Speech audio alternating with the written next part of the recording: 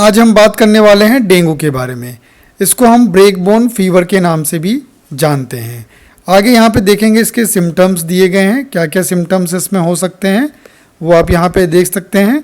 इसके सिम्टम्स में दिया गया है most people with dengue have mild और नो सिम्टम्स। ज़्यादातर लोगों में क्या होता है, बहुत ही माइल्ड सिम्टम्स रहते हैं या फिर कोई भी सिम्टम नहीं रहते हैं। And will get better in 1 to 2 weeks, और उनको 1 से 2 हफ्ते में आराम मिलने लगता है। Rarely dengue can be severe and lead to death. बहुत ही रेयरली ऐसा होता है कि डेंगू सीवियर हो और वो डेथ तक पहुँचे। ठीक है। इफ सिम्टम्स अकर्स, अगर सिम्टम्स आते हैं, they usually begin 4 to 10 days after infection. वो कब स्टार्ट होंगे सिम्टम आना? 4 to 10 डेज आफ्टर इन्फेक्शन के। And last for 2 to 7 days, और वो बने रहते हैं सिम्टम्स 2 to 7 डेज तक की। सिम्टम्स में इंक्लूड, सिम्टम्स में क्या क्या हो सकता है? High fever 104 degree Fahrenheit, severe headache, pain behind the eyes, muscle and joint pain, nausea, vomiting, swollen glands and rash. ठीक है, ये सारी सिम्टम्स डेंगू में हो सकते हैं, देखने को आपको मिल सकते हैं। अब यहाँ पे हम देखेंगे क्या क्या इसके डायग्नोस्टिक्स में एंड ट्रीटमेंट में दिया गया है। तो यहाँ पे दिया गया है डायग्नोस्टिक्स एंड ट्रीटमेंट। इसमें हम देखते हैं क्या दिया गया है। Most cases of dengue fever can be treated at home. जो ज़्यादातर केसेस होते हैं डेंगू फीवर के, वो घर में ही ट्रीट किए जा सकते हैं विद पेन मेडिसिन के द्वारा। Preventing mosquito bites is the best way to avoid getting dengue. Mosquito bites से बचाना है आपको कि मच्छर काटे ना, ये सबसे ज़्यादा क्या होता है, बेस्ट तरीका होता है डेंगू से बचने का। There is no specific treatment for dengue. यहाँ पे कोई स्पेसिफिक ट्रीटमेंट डेंगू के लिए नहीं है। The focus is on treating pain symptoms. जो फोकस होता है वो क्या होता है, जो पेन सिम्टम्स होते हैं उसको ट्रीट करना होता है। एसिटामिनोफेन, जिसको हम पैरासीटामोल बोलते हैं, is often use to control pain. उसको यूज़ किया जाता है ज़्यादातर पेन कंट्रोल करने के लिए। Non steroidal anti inflammatory drugs like Brufen and aspirin are avoided as they can increase the risk of bleeding. Brufen and aspirin को dengue में अवॉइड करना होता है क्योंकि ये non steroidal anti inflammatory drugs होती हैं और इससे ब्लीडिंग का चांस जो है इंक्रीज हो सकता है। ठीक है, इसलिए इसको अवॉइड करना होता है। There is a vaccine called Dengvaxia. यहाँ पे एक वैक्सीन है डेंगू के लिए जिसका नाम है Dengvaxia for people who have had dengue at least once. जिनको डेंगू एक बार हो चुका हो and live in places where the disease is common, या फिर वो ऐसी जगह पे रहते हो जहाँ पे ये डिजीज़ बहुत ही कॉमन है, तो उनके लिए यहाँ पे एक वैक्सीन है Dengvaxia.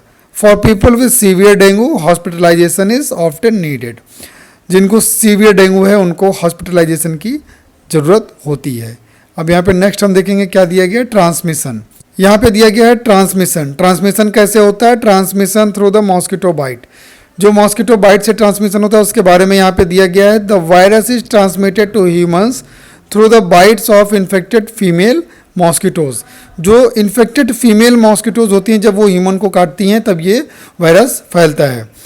Primarily the Aedes aegypti mosquito, जो डेंगू वायरस फैलाता है मॉस्किटोज का क्या नाम होता है, प्राइमरली फीमेल मॉस्किटो होती है, उसका नाम होता है एडीज एजिप्टी। नेक्स्ट है human to mosquito transmission. Human से मॉस्किटो में ट्रांसमिशन कैसे होता है? Mosquitoes can become infected by people who are viraemic with dengue virus. जिन पीपल्स में पहले से ही डेंगू वायरस है, जिनके ब्लड में डेंगू वायरस पहले से ही है, अगर उनको कोई मॉस्किटो काटता है तो फिर क्या हो जाएगा, वो मॉस्किटो इन्फेक्टेड हो जाएगा। ठीक है। रिस्क फैक्टर्स में क्या क्या यहाँ पे दिया गया है। Previous infection with dengue virus increases the risk of individual developing severe dengue. अगर किसी को पहले डेंगू हो चुका है तो फिर उनको दोबारा होने का, सीवियर डेंगू होने का चांस रहता है, ज़्यादा रहता है। ठीक है। प्रिवेंशन एंड कंट्रोल में दिया गया है the mosquitoes that spread dengue are active during the day. जो मॉस्किटो डेंगू फैलाता है, जो एडीज एजिप्टी होता है मॉस्किटो, वो दिन के दौरान एक्टिव होता है। ठीक है, तो दिन में बचने की ज़्यादा ज़रूरत होती है आपको इससे। ठीक, अब यहाँ पे नेक्स्ट हमारा दिया गया है, देखते हैं। Lower the risk of getting dengue by protecting yourself from mosquito bites by using clothes that cover as much of your body as possible. देखिए प्रिवेंशन में क्या कर सकते हैं, प्रिवेंशन एंड कंट्रोल में क्या करना है कि हमें डेंगू बाइट से ही बचाना है, जितना ज़्यादा बचा सकते हैं उससे उतना ही ज़्यादा बच पाएंगे आप डेंगू वायरस से, ठीक है। तो यहाँ पे क्या दिया गया, ऐसे कपड़े पहन के रखने हैं जो आपको ज़्यादा से ज़्यादा कवर करके रखें, जिससे कि आप बाइट से बच पाएँ मॉस्किटो की। नेक्स्ट यहाँ दिया गया है mosquito nets if sleeping during the day, अगर आप दिन के दौरान सो रहे हैं या रात में भी सो रहे हैं तब भी आपको मॉस्किटो नेट का यूज़ करना है। Ideally nets spread with insect repellent, जब भी आप मॉस्किटो नेट का यूज़ करें तो पहले आप उसमें इंसेक्ट रिपेलेंट का यूज़ कर लें, एक बार छिड़काव कर लें तभी यूज़ करें, क्योंकि पहले से उसमें मच्छर हो सकते हैं, ठीक है। नेक्स्ट दिया गया है विंडो स्क्रीन्स का यूज़ कर सकते हैं आप, मॉस्किटो रिपेलेंट्स का यूज़ कर सकते हैं, कॉइल एंड वेपराइजर का यूज़ कर सकते हैं। नेक्स्ट है इफ़ यू गेट डेंगू, अगर आपको डेंगू हो जाता है then it is important to, क्या इंपॉर्टेंट होगा, रेस्ट बहुत ज़्यादा इंपॉर्टेंट है, drink plenty of liquids, liquids ज़्यादा से ज़्यादा लेने हैं, यूज़ एसिटामिनोफेन जिसको पैरासीटामोल बोला जाता है फॉर पेन ले सकते हैं, avoid non steroid anti inflammatory drugs जैसे कि ब्रूफेन एंड एस्प्रिन को नहीं लेना है, watch for severe symptoms and contact your doctor as soon as possible if you notice any, ठीक है। अगर कोई सीवियर सिम्टम्स दिखते हैं तो आपको डॉक्टर से तुरंत कांटेक्ट करना है, ठीक है।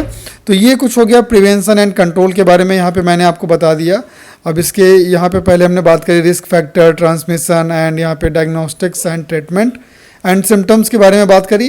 तो ये था डेंगू के बारे में एक नॉर्मल सी जानकारी जो मैंने आपको इस वीडियो के थ्रू दी है। अगर आपको वीडियो अच्छी लगी है तो लाइक करिए, शेयर करिए, सब्सक्राइब कर लीजिए मेरे यूट्यूब चैनल को, क्योंकि ऐसी वीडियोज़ लेकर मैं आता रहता हूँ।